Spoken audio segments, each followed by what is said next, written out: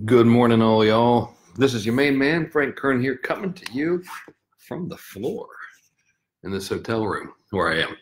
Hopefully, the Wi-Fi is pretty good. I'm here in Miami, Florida. Took the red eye out here last night. Um, Always fun to fly commercial. Ended up on a plane, and strangely, they're not that comfortable to try to sleep on. And they had a little screaming little babies on that plane with me. I've been that dude that took the screaming kids on the plane, so I really couldn't complain about it. It's like, well, payback time for me, right? So I'm a little jet lagged. By a little jet lagged, I mean a lot jet lagged. 9:30 a.m. here in Florida time, 6:30 a.m. California time. And what I want to talk to you guys about today, if I can be coherent enough to do a good job, is this whole concept of the answers to almost every marketing problem being hidden in plain sight. I'll tell you a story. I have a group of private clients, and then I've also done a little experiment lately where I will be working with small groups of 5 virtually on Zoom. And I have 2 of these groups that I work with. I talk to them every Tuesday in these little groups, on Zoom calls. And one of the fellows, all of these guys are really, really smart. They're all doing great. And one of the dudes, his objective for our time together, this is an 8-week program, his objective for our time together was to get, now I've forgotten because I'm all jet lagged out. I think it was to get 50 new clients into this program. And one of the first things I ever ask a client, and the reason I'm telling you this is because I kind of want you to transfer what I do for them into what you can do for yourself. So the first thing I ever ask a client is, all right, what's our mission? What's our objective? And then the second thing I ask them is, okay, what are the assets we have that can help us meet that objective? Such as fans on Facebook, promotions that have worked, customer lists, relationships that could potentially be leveraged or whatever, to use what you got. So the dude's telling me, and he's like, yeah, man, I got a little list. I think his list is 5,000 people or 2,000 people or something like that. I totally can't remember, but like nothing huge, And so the next question I always ask once I get the assets is, all right, what have you done that's worked well in the past? And invariably, they'll tell me something that's working really, really well. And then they'll say, yeah, I did that and it worked really, really well. And then I did all this other stuff and some worked and some didn't. And I'm like, dude, wait a minute. What about the thing that worked really, really well, and most of the time they're like, yeah, that was killer, man. That thing that worked really, really well, that worked great. And so my advice typically in the very beginning of working with folks, because part of what I like to do is to get them money as fast as I can, is to go and find the stuff that worked really, really well and then say like this groundbreakingly, wise stuff such as, hey man, let's do that again. So the dude that I'm working with, again, super cool guy. He's like, yeah, I have these folks, and sometimes I'll send them out one of those Dean Jackson style emails, commonly known as a 9-word email, which is something along the lines of, hey man, I got some time set aside to talk to you about this issue you need help with. You want some help with it? And then they'll reply and they'll say yes, and he'll set up a conversation and he'll sell them. So last week I was like, hey dude, let's mail that again. Let's send that thing out and let's do it twice. And let's also then send a content video and then make that same offer to talk to you at the end of the content video. So typically this person and most people I work with, they'll email their lists and they'll contact their audiences very sporadically. So I was asking them to do something that was kind of outside of the comfort zone, which is like, hey, let's email 3 times in a week. Now, you guys are on my list, you're on a lot of marketers' lists. You're like, yeah, I wish this guy would only email me 3 times a week, But to him, it was like, damn, that's a lot of emailing. So anyway, talked to him yesterday, a week's gone by, and I'm talking to everybody. I'm like, all right, guys, what'd you do?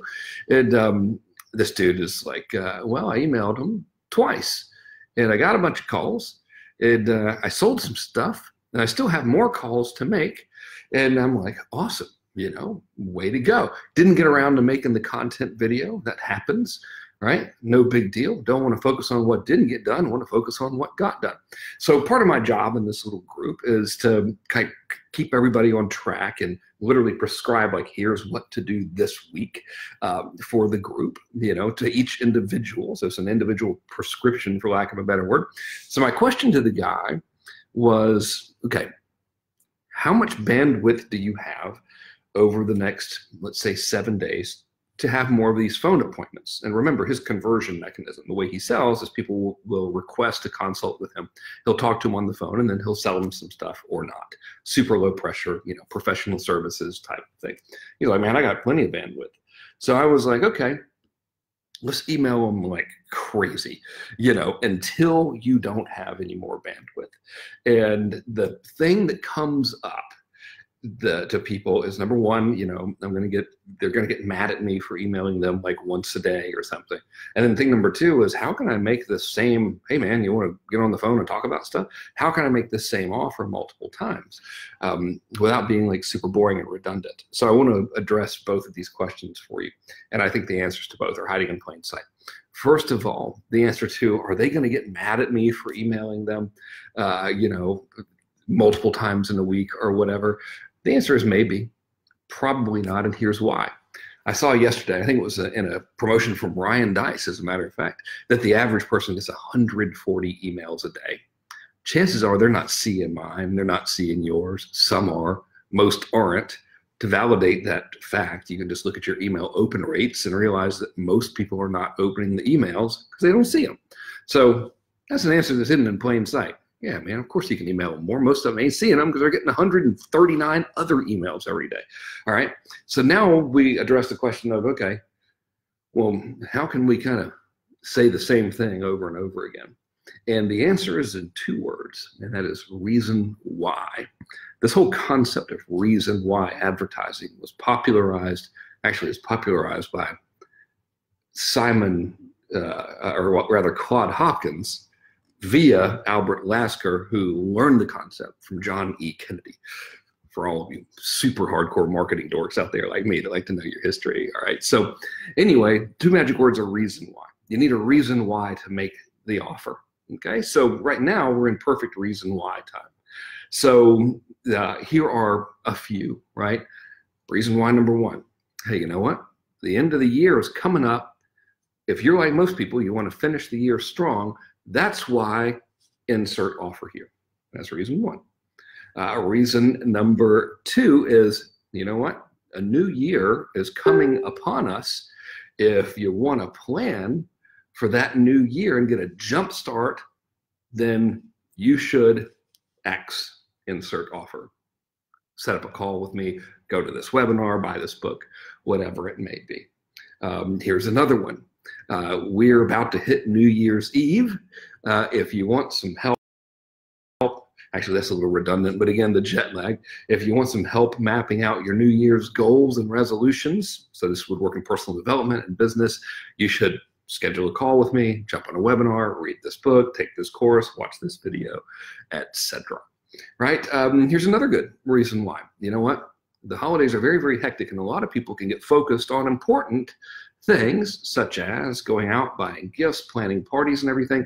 And while these things are important, they're taking your eye off of the ball when it comes to other topic that you happen to be talking about, such as business, for example. So if I were writing it, I might say, is this going to take your eye off the ball of business?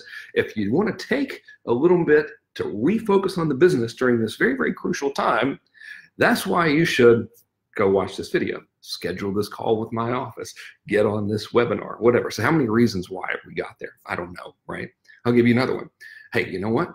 2019 is about to come upon us, and this should be and could be your year. A new year can mean a new you, and it can mean a new business. If you would like to jump on a call, watch a video, attend a webinar, or whatever that helps you come up with a plan to reinvent your entire business model, reinvent your life, whatever it may be, go here. So I don't know how many reasons why we just came up with here in this little thing. Again, I blame the jet lag. I blame that other person's child. Again, I've done the same thing. So who am I to talk about taking kids on planes? But all those are hidden in plain sight. right? They're like totally obvious. The trick here is just to stay focused and to think, all right, what's the main thing I got to do? In this case, for my man, it was get some folks on the horn. Okay, if that's the main thing I got to do, what's the most logical, obvious way to do it? In his case, it's email the list and be like, hey man, y'all want to get on the horn? And then what are some clearly obvious reasons to do that? Right? So that's thing number one I want to talk to you about. Thing number two that I want to talk to you about, and hopefully you find this helpful. Again, I feel like I'm kind of rambling because I'm like trying so hard to not go to sleep. Otherwise, I'll be up all night tonight. Thing number two I want to talk to you about is this concept of fluidity and detachment, but specifically when it comes to marketing, not like spiritually or anything. I'm really not one to have any expertise in that subject. So another one of the folks that I work with, this dude named Ariel, really sharp guy. I was talking to him, and he is in the Israeli market. Is that the right way to say that? I don't know. He's in Israel, and he's like to the Hebrew-speaking market, and he wants to break into America, right, and sell stuff to us Americans. Trying to get comfortable here on the floor of this hotel room. Anyway, so I was like, dude, that's probably going to cost some money. So what I want you to do is I want you to capitalize. I want you to build a war chest, because it's likely, as in any situation, when going into a new market, you're going to have to like run ads. Some of them aren't going to work. It might take a while to get an ROI or whatever. He's like, all right, cool, man.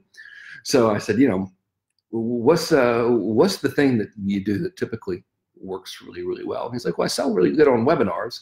So I said, okay, man, I want you to do 5 webinars. And he let's say his topic, none of these guys sell anything weird or whatever. Just out of respect for them, I don't want to disclose what their business is. So let's say his topic is cooking. It's not, but let's say it is. So I said, I want you to do 5 webinars, each one on a separate subtopic about cooking. And at the end of each one of these webinars, I want you to make your offer, And the idea is we're just going to sell a lot of stuff just from various angles and build up a lot of goodwill with the list. So he's like, all right, no problem.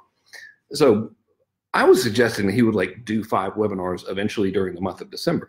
This dude's insane. I made a couple videos for you about this idea of beast mode. He out beast moded me. He did 6 webinars in 7 days. And here's the interesting thing about it, right? So he does webinar number 1, and he sells the thing that's about cooking, metaphorically, and it does pretty good. And then he's on webinar number 2, and he's talking about a slightly different subject than cooking. Let's say it's vegan cooking or something like that. And people become really, really interested. So at the end of that webinar, he's like, it seems like you guys are really, really interested in this vegan cooking topic. I think I'm going to teach a special class on it just for you, and it's $500. And he sold, I can't remember, let's say 10 of them. Now here's where the big thing comes in, right? Number 1, he was able to have that acuity, I guess, is the word I'm looking for. That might not be the right one. He was able to have that perception to where he could pick up on the interest of the audience and be like, oh, you guys are actually interested in this thing. And then he had the guts to go ahead and make an offer on the fly. Then when it worked, he did 4 more webinars on that topic. Long story short, made 35 grand. Awesome, right? So sold the ever living crap out of it. So talked to him yesterday. Oh, I'm not going to get that. I'll call him back. It's probably the front desk telling him our other room is ready. Now it's going to ring and bother us. But I'd have to walk all the way over there. And who's got time for that, right? So I'm not going to get it. I apologize for that interruption. Oh, good. It stopped. Okay. So I'm talking to him yesterday, and he's telling me about how he beast moded the hell out of the entire world, And I'm like, man, that's really smart. And trying to come up with a scheme of what to do next, because I really want this guy to be well capitalized coming into the U.S. market. It's going to cost money, to buy ads and everything. And I'm like, what should we do? And the answer was, let's do more of that, but let's take advantage of the momentum that you had, which is we had all of these people attend a total of 5 webinars that pitched, we'll say, this vegan cooking concept. He's going to be teaching a class on the vegan cooking. Again, it's not vegan cooking. I'm just, out of respect for the dude's business and all that kind of stuff. So let's go to all the folks who are on that webinar and do the obvious, which is, hey, class is going to start on December 21st. you better enroll before then, because A, I might not ever sell it again. B, if I do, it won't be live, it'll be recorded. And C, I might charge more. All right, so we're building a countdown sequence into that. So the reason I'm telling you that story about him, man, this is unbelievably uncomfortable on the floor again. The reason I'm telling you that story about this dude is to illustrate how being perceptive and having that fluidity in your marketing can be very, very profitable. That's thing number one. Thing number two, beast mode works, right? Done a couple of videos about beast mode. My man was like, I'm just going to do all these webinars. Why not? Right? And he made a lot of money. Thing number three is the obvious hidden in plain sight next step is to promote very heavily to the ones who attended those webinars leading up to the opening of that class. So that's what I wanted to share with you. Now, all of this stuff that I'm talking to you about has to do with promoting things, right? If you want to learn how to really promote things, see how I segued that into a pitch? If you really want to learn how to promote things well, you need to get my book, man. It's a Convert 2.0 called How to Create Campaigns That Sell. You can get it at frank+kernbook.com of all places. I'm going to put it in the comments here because I'm on my laptop. Hang on just a sec. I think, if I don't blow up my laptop here, frank+kernbook.com. Go there, grab yourself a copy. I think you'll like it. I read it myself.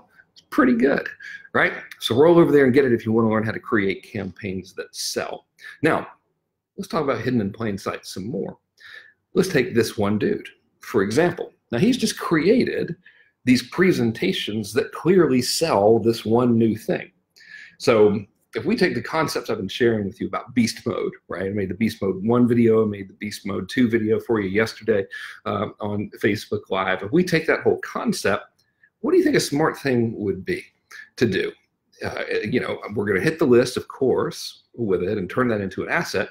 Well, another smart thing to do is to constantly be making content, driving people to an automated or even another live version of that same asset that he created, which is this training, right? I would probably automate it. Wouldn't try to pretend like it was live or anything, but drive people into that funnel because he has this thing that converts. Just like every time I go live on one of these, I'm driving people into frank+kernbook.com because it works, right? Hidden in plain sight. What should I do? Keep on doing more of what's working, right? Pour gas on the fire that's burning the brightest. Okay. I fear that I'm going to not make sense anymore if I keep on rambling here. See if y'all have any questions or need anything before I go. Oh, apparently there's someone pirating my courses on Instagram for $49. Hey, you know what? Whatever, man. If you need the money that bad, go for it. You know, that's great. My man Darren Monroe, it's nice to see you on here. All right, y'all, I'm going to roll out. Not going to sleep, though. I will not. I will not. I'm going to stay up. So I go to sleep at a decent hour tonight. I'll talk to y'all later.